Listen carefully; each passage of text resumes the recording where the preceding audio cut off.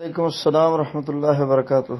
جی بالکل، بہت بہترین طریقہ ہے جی دعا قبول کروانے کا۔ نبی صلی اللہ علیہ وسلم نے فرمایا کہ سجدے میں بندہ اللہ تعالیٰ کے سب سے زیادہ قریب ہوتا ہے، تو جب آپ سجدے میں ہوں تو اللہ تعالیٰ سے دعائیں کثرت سے کریں۔ اچھا، جب فرض یا نفل یا سنت کی نماز ہے نا، اس نماز میں آپ نے عربی میں دعا کرنی ہے اور مسنون دعا ہی کرنی ہے۔ یہ سب سے بہترین موقف ہے، چونکہ چنانچہ اگرچہ مگرچہ فلانا ٹمکانا اگر مگر یہ بات کی باتیں نبی صلی اللہ علیہ وسلم سے نہ جامع الفاظ کوئی ہو سکتے ہیں، نہ ان لفظوں کی برابری ہو سکتی ہے، نہ ان لفظوں کی جیسی کسی لفظوں میں تاثیر ہو سکتی ہے۔ لہذا فرض نماز ہو، سنت نماز ہو، نفل نماز ہو، اس میں ہمیشہ مسنون دعائیں مانگنا ہی بہتر ہے۔ کوئی امام کیا کہتا ہے مجھے اس سے کوئی غرض نہیں ہے، ٹھیک ہے۔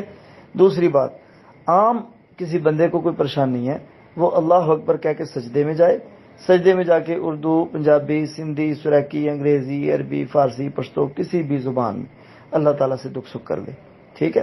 میں مدینے میں ایسے ہی کرتا ہوں، اس وقت مدینے میں موجود ہوں، مسجد نبی میں جاتا ہوں، بیٹھا رہتا ہوں، قرآن پاک پڑھتا رہتا ہوں، تسبیح کرتا رہتا ہوں، درود شریف پڑھتا رہتا ہوں۔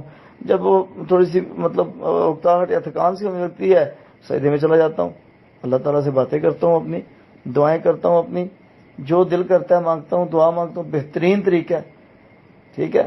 بارک اللہ فیکم۔